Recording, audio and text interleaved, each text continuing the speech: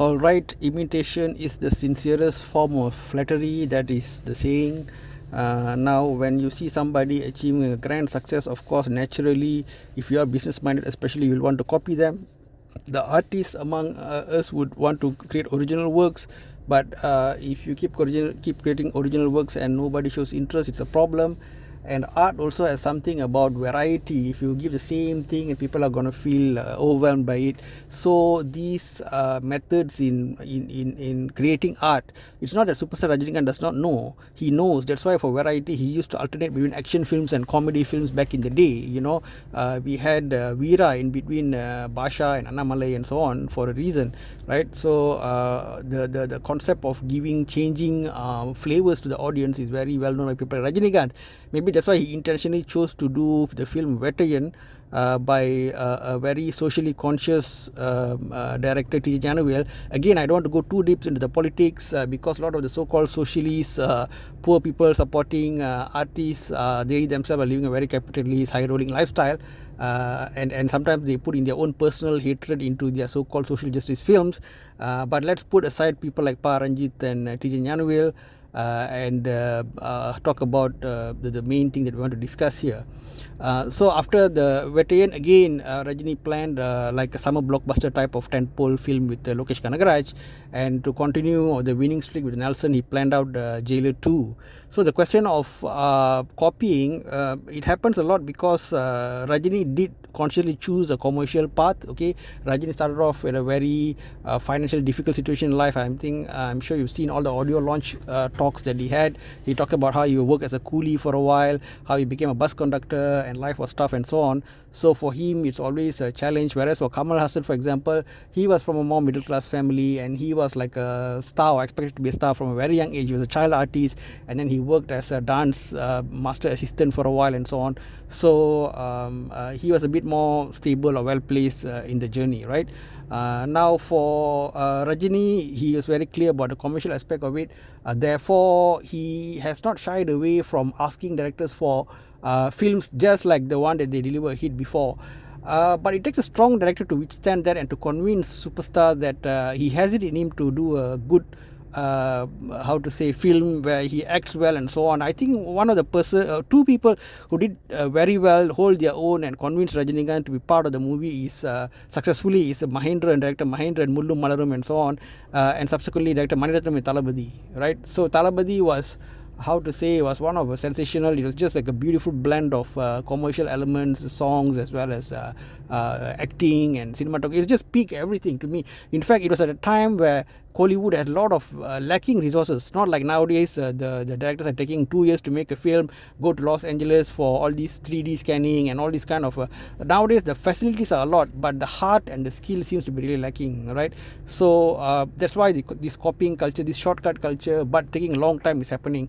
Because when resources are very limited, you become this hyper efficient being. You see people like A. Raja, he can score about 5 songs in a day. He starts in the morning. Do you know that if he starts at 7 or 8 in the morning, at 4 a.m. he goes to his Pandit, the Carnatic teacher, the coach and various other musicians to learn. He wakes up at 4 a.m., learns 3-4 hours, then goes start his work at 7 a.m. and then works until evening and goes back and sleeps. Imagine the kind of work ethic that people had back in the day.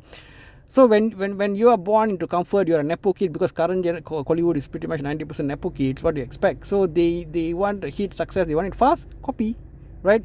They might copy music. Raja is already putting court cases on many who are copying music, and then they copy stories, take from Korean films and whatnot. Okay, enough of my blabbering. Let's go back to the focus on Loki copying Jailer or Nelson's work. Okay, so a few things is quite blatant. Number one, Loki's films before this has no obvious so-called item songs and item songs that are so clumsily placed, just like it seems like a artificially placed song in a flow of the film, right? So Monica's song with Pooja Hegde seems to be randomly placed, and their efforts at writing to blend it in is so poor. Why would a girl in engagement randomly dance with a man who's working in a harbour out of a sudden on her engagement day? It's like so weird, isn't it? Like, doesn't fit. So they're going to made a bit more effort to write some reason why something like that is happening, or it's just at a party they're dancing among themselves, or whatever it is. So it's like kind of artificially placed there.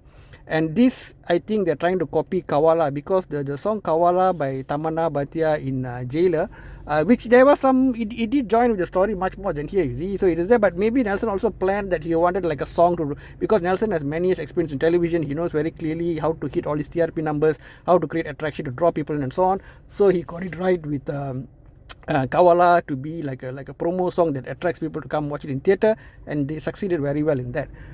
Regarding the item song or those yesteryear what do you call it, sexy dancers like Silk Smita, Disco Shanti and all that being out of the limelight, yeah, there was the so-called politically correct era of a few years where, you know, people talked about, okay, men are equal, women are equal, all this kind of thing.